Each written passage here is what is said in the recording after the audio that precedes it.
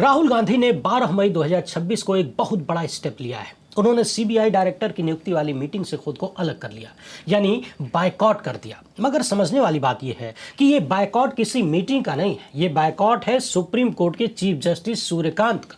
जी हाँ, ये वही कदम है जो बहुत पहले उठाया जाना चाहिए था, मगर अब उठाया गया है। बहरहाल देर आए दुरुस्त आए। राहुल गांधी ने बाकायदा प्रधानमंत्री नरेंद्र मोदी को पत्र लिखकर, 2 पन्ने का पत्र लिखकर इस मीटिंग का बायकॉट किया है और कह दिया है कि जब आपको सब कुछ अपने मन का करना है, कोई पारदर्शिता नहीं, कोई भरोसे वाली बात नहीं, तो फिर मैं आपका रबर स्टैंप थोड़ी ना हूं कि जहां चाहे वहां मेरे नाम का ठप्पा ठोंक दिया जाए।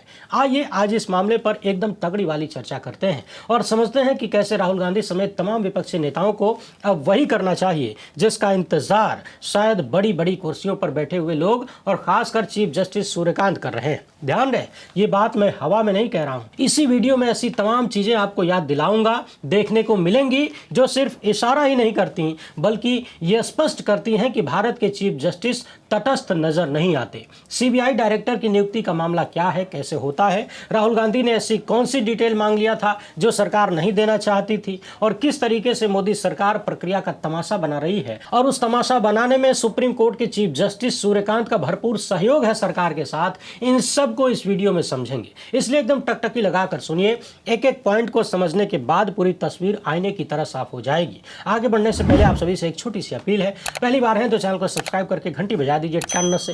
हर वीडियो को लाइक और शेयर करना आपकी जिम्मेदारी है। इसके अलावा आप जानते हैं कि हम किसी धन्ना सेठ या राजनीतिक दल के दम पर चलते नहीं, तभी खुलकर उन मुद्दों पर बात हो पाती है जिन्हें छुपाने के लिए गोदी मीडिया को पैदा किया गया है। हमारा काम पसंद आता हो तो इस QR कोड या फिर मोबाइल नंबर का प्रयोग करते हुए जो भी हो सके आर्थिक सहयोग भेजने का प्रयास जरूर करें। बहुत बहुत धन्यवाद। साल 1997 सुप्रीम कोर्ट के भीतर एक बड़ा मामला पहुंचा था, Vineet Narayan versus union of India. ये केस हवाला कांड और भ्रष्टाचार की जांचों से संबंधित था। इसमें सीबीआई की निष्क्रियता और केंद्र सरकार के दबाव के आरोप लग रहे थे। सुप्रीम कोर्ट ने कहा कि सीबीआई और ईडी जैसी एजेंसियों को राजनीतिक दबाव से बचाने के लिए संस्थागत सुरक्षा जरूरी है। इसी फैसले में सीबीआई डायरेक्टर के लिए एक तय कार्यकाल और चयन प्रक्रिया को मजबूत करने की दिशा बनी। सुप्रीम कोर्ट के इस फैसले के बाद सीबीआई डायरेक्टर की नियुक्ति में सेंट्रल विजिलेंस कमीशन की भूमिका बढ़ गई। उस वक्त सीबीआई डायरेक्टर के चयन के लिए कमेटी का जो ढांचा आया था उसमें central vigilance commissioner, home secretary और डिपार्टमेंट ऑफ पर्सोनल जैसे लोग शामिल थे, और उसका मकसद ये था कि सीबीआई डायरेक्टर की नियुक्ति सिर्फ राजनीतिक एग्जीक्यूटिव के हाथ में न रहे, यानी खाली राजनीति करने वाले लोग अपने हिसाब से सीबीआई डायरेक्टर न बनाएं। इसके बाद आप याद करिए 8 मई 2013 की वो कहानी जब सुप्रीम कोर्ट में कोलगेट का मामला चल रहा था, यानी कोयला घोटाले का, और सुनवाई के दौरान जस्टिस RM लोढ़ा की बेंच ने कह दिया कि सीबीआई केंद्र सरकार का तोता बन गई है और सरकार की भाषा बोल रही है, तोते की तरह काम कर रही है, यानी पिंजरे में बंद तोता। इस बात का सीधा सा मतलब यह था कि सीबीआई केंद्र सरकार के दबाव में काम कर रही है, उनके नौकर की तरह काम कर रही है, वो स्वतंत्र एजेंसी के रूप में व्यवहार नहीं कर रही। फिर क्या था, साल 2014 के पहले की भ्रष्ट और घटिया सरकार ने, भाजपाई भाषा में उस वक्त की भ्रष्ट और घटिया सरकार ने इन आरोपों को बहुत सीरियस ले लिया। उन्होंने कह दिया कि सीबीआई पर लोगों को संदेह है तो चलिए सीबीआई के डायरेक्टर की नियुक्ति के लिए भी अलग प्रोसेस बना देते हैं। साल 2013-14 में फिर से प्रक्रिया को बदला गया और इसमें सिलेक्शन कमेटी बनाई गई। इस सिलेक्शन कमेटी में प्रधानमंत्री अध्यक्ष होते हैं, लोकसभा के नेता प्रतिपक्ष या फिर सबसे बड़ी पार्टी के मुखिया सदस्य के रूप में होते हैं, और भारत के सुप्रीम कोर्ट के चीफ जस्टिस या फिर उनके द्वारा नामित किया हुआ कोई अन्य जज शामिल किया जाता है। अब समझने वाली बात यह है कि सरकार जब अपने अफसरों के माध्यम से सीबीआई डायरेक्टर की नियुक्ति करवा रही थी तो फिर उसमें नेता प्रतिपक्ष को घुसाने की क्या जरूरत थी, सुप्रीम कोर्ट के चीफ जस्टिस या जज को घुसाने की क्या जरूरत थी। तो सोचिए कि डॉक्टर मनमोहन सिंह की सरकार, जिनके बारे में सुप्रीम कोर्ट ने भी सवाल उठा दिए, उनके कार्यकाल में सीबीआई को तोता कह दिया, और डॉक्टर साहब को यह बात ऐसी चुभ गई कि उन्होंने कहा कि चलिए भाई, सुप्रीम कोर्ट सवाल कर रहा है, तोता बता रहा है और विपक्ष आलोचना कर रहा है, तो आइए आप लोग भी कमेटी में आ जाइए। डॉक्टर साहब की सरकार ने दोनों को घुसा दिया कि आप दोनों भी जब इसी में रहेंगे और सबकी मर्जी से डायरेक्टर की नियुक्ति होगी, चुनाव होगा, तब तो किसी को कोई इल्जाम लगाने का मौका नहीं मिलेगा। यानी उस वक्त की भाजपाई भाषा में भ्रष्ट प्रधानमंत्री की सरकार का रवैया यह था कि जो लोग आरोप लगा रहे हैं, सवाल उठा रहे हैं, उन्हें ही कमेटी में शामिल कर लिया गया। कह दिया गया कि आप भी आ जाइए ताकि सीबीआई की साख बनी रहे, लोकतंत्र पर दाग न लगे। अब जरा आगे की कहानी सुनिए, यह प्रक्रिया क्यों बनाई गई। तो बात एकदम साफ है कि बार बार सीबीआई पर चौतरफा सरकारी इशारे पर नाचने के आरोप लग रहे थे। दूसरा, सीबीआई के डायरेक्टर को सुरक्षा भी देनी थी ताकि उनका एक निश्चित कार्यकाल हो और वो बिना सरकारी दबाव में आए कि केंद्र सरकार कहीं हटा न दे, इस दबाव से दूर रहकर वो निष्पक्षता से काम कर सकें। और तीसरा ये था कि जो लोग सवाल उठा रहे हैं उन्हें ही कमेटी में शामिल कर लिया जाए ताकि उनके सवाल खत्म हो जाएं, वो खुद भी जिम्मेदारी लें और अपनी आंखों से देखें कि कौन किस पर कितना दबाव बना रहा है, कौन तोता है कौन मैना है। अब आप सब जानते हैं, सरकार किसी की भी हो, प्रधानमंत्री जो भी होगा, बहुत ज़्यादा इस बात के चांसेस हैं कि वो अपनी मर्जी का अधिकारी लगाएगा। और वर्तमान प्रधानमंत्री के बारे में तो क्या ही कहना, ऐसे मामलों में, ऐसी नियुक्तियों के मामले में वो कितने निष्पक्ष हैं ये सबको पता है। दूसरी तरफ नेता प्रतिपक्ष होते हैं, उन्हें भी विपक्ष की राजनीति करनी है तो वो भी अपना दिमाग लगा सकते हैं। मगर मूल सवाल सुप्रीम कोर्ट के चीफ जस्टिस या सुप्रीम कोर्ट के जज पर आकर खड़ा हो जाता है, इन्हें कमेटी में क्यों शामिल किया गया? तो उसके पीछे का कारण सिर्फ एक है और ये हमेशा से मान्यता रही है कि सुप्रीम कोर्ट यानी भारत की न्यायपालिका, उसमें बैठे जज तटस्थ माने जाते हैं, न वो सरकार के पक्ष के हैं और न ही विपक्ष के पक्षधर हैं। यानी सुप्रीम कोर्ट के जज को इस कमेटी में शामिल करने का सिर्फ एक ही मतलब है कि उद्धव को लेना न माधव को देना। वो तटस्थ रहेंगे, कहीं कोई सवाल आएगा, कोई दिक्कत आएगी, कोई कानूनी पेच फंसेगा तो उसे भी देखेंगे। न्यायपालिका एक स्वतंत्र संवैधानिक संस्थान है, उसके मुखिया को लगाने का मतलब ही यही है कि निष्पक्षता आएगी। और चूंकि कानूनी संस्थान के मुखिया होंगे तो कानून संबंधी समस्याएं आने पर भी उसको निपटा सकेंगे। मगर अमृत काल में जो देखा जा रहा है वो कहानी ठीक उलट है। सबसे पहले तो आप अपने स्क्रीन पर राहुल गांधी का ये पत्र देखिए, इसके बाद चीफ जस्टिस सूर्यकांत पर चर्चा करेंगे। अपने इस पत्र में राहुल गांधी ने कहा है कि माननीय प्रधानमंत्री, ये पत्र मैं आपको उस कमेटी के अध्यक्ष के रूप में लिख रहा हूं जो कि सीबीआई डायरेक्टर के नाम की सिफारिश के लिए गठित की गई है। यानी आप अध्यक्ष हैं और मैं सदस्य हूं और इस कमेटी की कार्यवाही को लेकर अपनी असहमति दर्ज कराना चाहता हूं। आपकी सरकार ने सीबीआई का बार बार दुरुपयोग किया है। सीबीआई भारत की प्रमुख जांच एजेंसी मानी जाती है, लेकिन इसका इस्तेमाल राजनीतिक विरोधियों, पत्रकारों और आलोचकों को निशाना बनाने के लिए आपने किया है। यानी राहुल गांधी भी यहां दोहरा रहे हैं कि चयन समिति में नेता प्रतिपक्ष को इसीलिए शामिल किया गया था ताकि ये जो आपकी सरकार कर रही है, सीबीआई जैसी एजेंसियों का दुरुपयोग कर रही है, ये ना हो। लेकिन अफसोस की बात यह है कि आपने इस प्रक्रिया में मुझे कोई अर्थपूर्ण भूमिका देने से लगातार इनकार किया। यानी राहुल गांधी का आरोप है प्रधानमंत्री पर कि आप मुझे इस प्रक्रिया में बुलाते तो जरूर है, लेकिन मेरे होने न होने का कोई अर्थ नहीं रखते, मेरी भूमिका को हमेशा शून्य कर दिया जाता है। राहुल गांधी के इस पत्र से एक और बड़ा सवाल निकल रहा है, मगर उस पर आने से पहले पूरा पत्र सुन लीजिए। आगे राहुल गांधी लिखते हैं कि मैंने बार बार लिखित अनुरोध किया कि जो भी उम्मीदवार हैं सीबीआई डायरेक्टर बनने के लिए, उनका जो सेल्फ अप्रोवल रिपोर्ट है या फिर 360 डिग्री रिपोर्ट जो है, यानी उनके बारे में, उनकी कार्यशैली के बारे में, वो सब कुछ हमें उपलब्ध करा दीजिए। लेकिन हमें नहीं दिया गया। इसके बजाय मुझसे ये उम्मीद की जाती है कि मैं समिति की बैठक में जाऊं और वहीं पर मुझे 69 उम्मीदवारों के अप्रेजल रिकॉर्ड्स दे दिए जाएं और मैं बैठ के जांच करूं। 360 डिग्री रिपोर्ट मुझे सीधे तौर पर देने से इनकार कर दिया गया। अब आप लोग जरा सोचिए कि किसी कमेटी की बैठक शुरू होती है जिसमें प्रधानमंत्री, नेता प्रतिपक्ष और चीफ जस्टिस बैठे हुए हैं सुप्रीम कोर्ट के, और नेता प्रतिपक्ष को 1, 2, 4 नहीं बल्कि 69 अधिकारियों के बारे में पूरा सर्विस रिकॉर्ड और रिपोर्ट दे दिया जाता है, पूरा बोरी भर भर के। नेता प्रतिपक्ष 69 लोगों का पूरा रिकॉर्ड पढ़ें और इसके बाद देखें कि किसे बनाया जाना चाहिए, किसे नहीं। आप दर्शक जरा कल्पना करिए कि 69 उम्मीदवारों का अप्रेजल रिकॉर्ड पढ़ने, समझने और उसका आकलन करने में कितने घंटे का समय लगेगा, उसको छांटने में कि कौन बेहतर है। एक अफसर के रिकॉर्ड को पढ़ने और खंगालने में, उसका अवलोकन करने में यदि कम से कम 1 घंटा भी मान लिया जाए, इससे कम तो हो नहीं सकता। अगर 1 घंटा भी मान लिया जाए तो फिर 69 अफसरों का रिकॉर्ड देखने में 69 घंटे लगेंगे, यानी लगभग 3 दिन का समय लगेगा अगर लगातार देखा जाए तो। यानी 3 दिन लगातार भारत के प्रधानमंत्री, सुप्रीम कोर्ट के चीफ जस्टिस और नेता प्रतिपक्ष बैठ के यही काम करेंगे। सोचिए कि यह कितनी सामान्य सी बात है। जिन अधिकारियों के नाम पर फैसला लेना है कि किसे डायरेक्टर बनाया जाए, उनकी डिटेल और उनका रिकॉर्ड ही तो राहुल गांधी ने मांगा था, लेकिन सरकार ने देने से मना कर दिया और कह दिया कि आप मीटिंग में आइए, वहीं दे देंगे। बदमाशी देखिए, खुले तौर पर दादागिरी की जा रही है। आगे राहुल गांधी लिखते हैं कि इन रिकॉर्ड्स की विस्तार से समीक्षा करना हर उम्मीदवार के इतिहास और प्रदर्शन का आकलन करने के लिए जरूरी है। हर उम्मीदवार के इतिहास और प्रदर्शन का आकलन करने के लिए जरूरी, बिना किसी कानूनी आधार के जानबूझ के ये डिटेल देने से मना कर दिया, जो कि चयन प्रक्रिया का मजाक बनाने जैसा है। और यहां से बात साफ होती है कि आपने पहले से ही, हे प्रधानमंत्री, आपने पहले से ही फैसला कर लिया है कि किसको डायरेक्टर बनाना है, इसलिए ऐसी मीटिंग का कोई अर्थ ही नहीं रह जाता। आगे राहुल गांधी कहते हैं कि मैंने पिछली बैठक जो कि 5 मई 2025 को हुई थी, उसमें भी अपनी असहमति दर्ज कराया। 21 अक्टूबर 2025 को भी आपको पत्र लिखकर निष्पक्ष और पारदर्शी प्रक्रिया के लिए सुझाव दिया था, लेकिन आपने उसका जवाब अब तक नहीं दिया।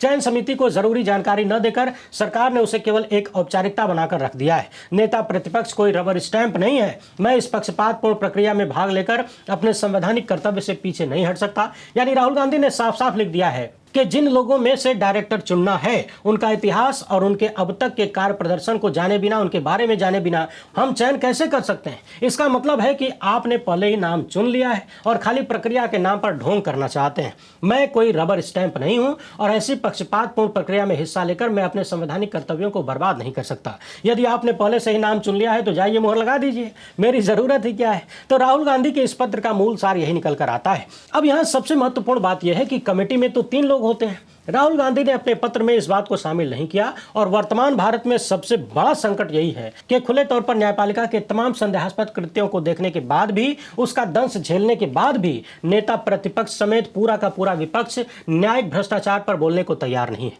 हालांकि पिछले दिनों अरविंद केजरीवाल ने इसकी शुरुआत कर दिया, लेकिन इस मामले में जरा याद करिए, कमेटी में 3 लोग हैं। राहुल गांधी ने प्रधानमंत्री को याद भी दिलाया कि नेता प्रतिपक्ष को इसलिए शामिल किया गया ताकि सरकार का एकाधिकार न रहे, मगर राहुल गांधी ने यहां चीफ जस्टिस के बारे में कुछ नहीं लिखा, जबकि लिखना चाहिए था और लिखना चाहिए, अभी भी लिखना चाहिए। एक अलग पत्र चीफ जस्टिस को भी लिखा जाना चाहिए कि आपकी इस कमेटी में जरूरत क्या है, आपको क्यों लगाया गया है। इसीलिए ना कि आप तटस्थ रहेंगे कि अगर कोई पेच फंसेगा, कोई विवाद होगा तो आप हस्तक्षेप करेंगे। आपका काम क्या है? यहां थोड़ी देर के लिए कल्पना करिए, जब राहुल गांधी 69 उम्मीदवारों की अप्रेजल रिकॉर्ड मांग रहे थे, सरकार देने से मना कर रही थी और चीफ जस्टिस कह देते कि नहीं, राहुल गांधी की जो डिमांड है वो सही है, उम्मीदवारों को जाने बिना सिलेक्शन कैसे किया जा सकता है। तो अगर चीफ जस्टिस सूर्यकांत ने इसमें हस्तक्षेप किया होता और कहते कि सरकार नेता प्रतिपक्ष को पूरी डिटेल दे, तब तो उनकी भूमिका नजर आती, तब तो नजर आता कि वो तटस्थ हैं, चीफ जस्टिस तटस्थ हैं और वो चाहते हैं कि सीबीआई डायरेक्टर की नियुक्ति ईमानदारी से, निष्पक्षता के साथ हो। सवाल यह है कि अगर चीफ जस्टिस इस मामले में स्टैंड लेते तो राहुल गांधी को बायकॉट करने की जरूरत शायद नहीं होती। जरा सोचिए कि डॉक्टर मनमोहन सिंह की सरकार ने सीबीआई डायरेक्टर की नियुक्ति के प्रोसेस में चीफ जस्टिस को शामिल क्यों किया? इसीलिए ना कि सत्ता पक्ष अपना लाभ देखेगा, विपक्ष अपना लाभ देखेगा। कमेटी में कम से कम एक व्यक्ति तो हो जो तटस्थ हो, निष्पक्ष हो। और यहां देखिए, घोर पक्षपात हो रहा है। विपक्ष को रिकॉर्ड ही नहीं दिया जाता, अधिकारियों के बारे में जानकारी नहीं दी जाती। तो क्या चीफ जस्टिस को इस बारे में हस्तक्षेप नहीं करना चाहिए था? क्या उन्हें सरकार को नहीं कहना चाहिए था कि आप गलत कर रहे हैं? चीफ जस्टिस को लगाने का उद्देश्य तो यही था ना कि ये नियुक्ति सत्ता और विपक्ष के प्रभाव से स्वतंत्र रहेगी। सवाल है कि इस मामले में सुप्रीम कोर्ट के चीफ जस्टिस सूर्यकांत ने नेता प्रतिपक्ष का साथ क्यों नहीं दिया? और यहां तो किसी नेता का साथ भी नहीं देना है, यहां तो प्रक्रिया और नियमों, कानूनों तथा तटस्थता का साथ देना है, अपने पद की गरिमा का साथ देना है। मगर चीफ जस्टिस सूर्यकांत ने नहीं दिया। और वैसे भी वर्तमान चीफ जस्टिस के पिछले तमाम फैसलों, खासकर चुनाव को लेकर जो चीजें निकलकर आई हैं अब तक, उनको लेकर बहुत सारे विवाद हैं। आप चुनाव आयुक्तों की नियुक्ति का मामला ही याद कर लीजिए। पिछले साल होली से पहले इन्होंने कहा था कि होली बाद सुनवाई करेंगे। 2025 की होली निकल गई, 2026 की होली निकल गई, तब जाके इन्होंने उस मामले को दूसरे जजों की बेंच में ट्रांसफर कर दिया। जरा सोचिए, लोकतंत्र जहां पैदा होता है उस संस्था की निष्पक्षता का सवाल है। ज्ञानेश कुमार कैसा तांडव मचाए बैठे हैं ये सबको पता है। तो जहां से लोकतंत्र पैदा होता है उस संस्था का मामला भी वर्तमान चीफ जस्टिस के लिए इतना गया गुजरा है, इतना महत्वहीन है कि उस मामले को 1 साल से भी ज्यादा टाइम से लटका के रखे हैं और फिर कहते हैं कि इसकी सुनवाई कोई और करेगा। इसके अलावा वर्तमान एसआईआर को ही देख लीजिए। जब एसआईआर शुरू हुआ तभी तमाम विपक्षी पार्टियों के नेता और तमाम लोग, जो भी लोग सुप्रीम कोर्ट गए थे, उनका एक सीधा सा सवाल था कि ये जो एसआईआर हो रहा है वो वैध है या अवैध है। मगर सुप्रीम कोर्ट में चीफ जस्टिस की बेंच ने इस सवाल को फाइल के नीचे दबा दिया और पूरा फोकस प्रक्रिया पर देने लगे। यहां ये गड़बड़ हो गया, वहां ये गड़बड़ हो गया, इसको ऐसे करो, उसको वैसे करो। देश की सबसे बड़ी अदालत की कई बातों को चुनाव आयोग ने भी मानने से इनकार कर दिया। कुछ बातों को कागज पे माना, जमीन पर नहीं। उसी तरह पश्चिम बंगाल की कहानी देखिए, 90 लाख से ज्यादा लोगों के नाम काट दिए गए, कोई पारदर्शिता नहीं। लोग सुप्रीम कोर्ट गए थे एसआईआर रुकवाने के लिए, उल्टे माननीय चीफ जस्टिस ने अपने जजों को लगा दिया प्रक्रिया पूरा कराने के लिए, और फिर इतना बढ़िया से पूरा कराया कि पश्चिम बंगाल में एक विवादित जीत सामने आई। सोचिए ये कितना बड़ा मामला है कि 27 लाख लोगों की अपील पेंडिंग है और उनको वोट देने का राइट नहीं दिया गया, चुनाव करा लिया गया और संविधान की छाती पे चढ़ के सुप्रीम कोर्ट के माननीय जज लोग कहते हैं कि इस बार नहीं तो अगली बार वोट दे लेना। ऐसा लगता है कि जनता का वोटिंग राइट न हुआ, भिखारी के कटोरे की भीख हो गई। आज छुट्टा नहीं है, चलो कल ले लेना। जिस संविधान के दम पर और जिस संविधान की कसम खा के हुजूर लोग बड़ी बड़ी कुर्सियों पर बैठे हैं, उसी संविधान ने देश की जनता को वोटिंग राइट भी दिया है। मगर बंगाल में लाखों लोगों का वोटिंग राइट छीन लिया गया। चुनाव से पहले कहा जाता है कि मान लीजिए 2% से हार जीत हो जाए और 15% लोगों को वोटिंग राइट नहीं मिला, वोट नहीं दे पाए, तब तो दिमाग लगाना पड़ेगा, सोचना पड़ेगा। और जब वैसे ही कहानी चुनाव के बाद सामने आ जाती है, तृणमूल कांग्रेस के लोग सुप्रीम कोर्ट जाते हैं तो फिर दूसरा दिमाग लगा देते हैं सुप्रीम कोर्ट के लोग।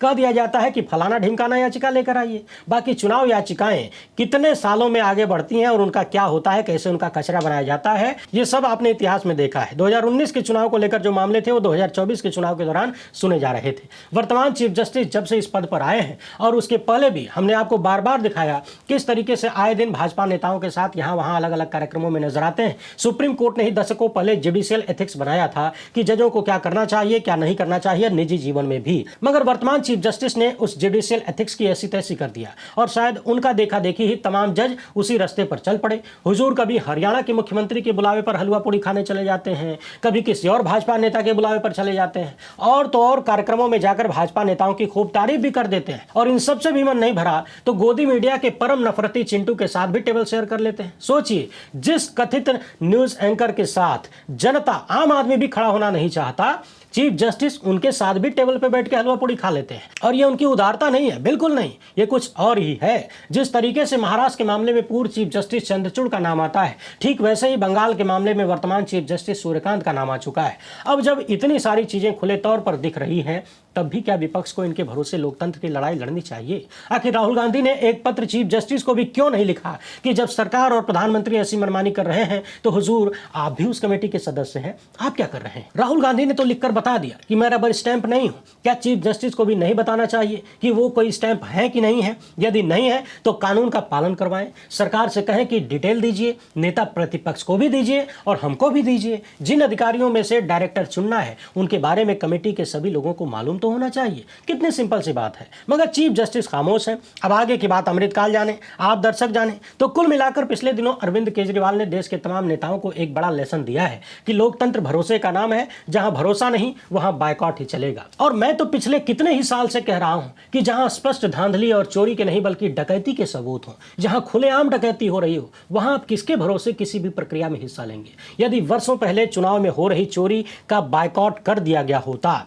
उसके खिलाफ बायकॉट कर दिया गया होता, तो शायद आज स्थिति बंगाल कांड तक नहीं पहुंचती। तो कुल मिलाकर सीबीआई डायरेक्टर की नियुक्ति के मामले में राहुल गांधी ने जो बायकॉट किया है, ये प्रधानमंत्री का बायकॉट खाली नहीं है, ये उस कमेटी के तीसरे सदस्य का भी बायकॉट है जो इस पूरे मामले पर खामोश हैं। क्योंकि तीसरे सदस्य अगर तटस्थ होते और तटस्थ दिखते दिखाते तो बायकॉट की नौबत नहीं आती। और वैसे भी तमाम विपक्षी पार्टियों और नेताओं के पास अब इसके अलावा कोई चारा भी नहीं है। जहां भरोसा ही नहीं वहां बायकॉट करना ही पड़ेगा, वरना यदि आप उस प्रक्रिया में शामिल होते रहेंगे तो आप कहीं ना कहीं चोरी और डकैती को वैलिडेट कर रहे हैं। यानी सत्ता में बैठे लोग जो डकैती कर रहे हैं आप उस पर मुहर लगा रहे हैं। ठीक वैसे ही जैसे गोदी मीडिया पर विपक्षी पार्टियों के प्रवक्ता जाके गोदी चैनलों को वैलिडेट करते हैं, उनके लपट झंडिसों को वैलिडेट करते हैं। ठीक वैसे ही जैसे स्पष्ट रूप से पक्षपातपूर्ण ज्ञानेश कुमार के कराए गए चुनाव में हिस्सा लेकर विपक्ष उस चुनाव को वैलिडेट करता है, ठीक वैसे ही जैसे इस मामले में खामोश रहकर चुप्पी साध के चीफ जस्टिस सरकार के गलत कार्यों को वैलिडेट कर रहे हैं। वैसे आप इस मामले पर क्या सोचते हैं? अपनी राय कमेंट बॉक्स में जरूर लिखिएगा। पहली बार है तो चैनल को सब्सक्राइब कर लीजिए। हमसे जुड़ने के लिए बहुत बहुत धन्यवाद। जय हिंद।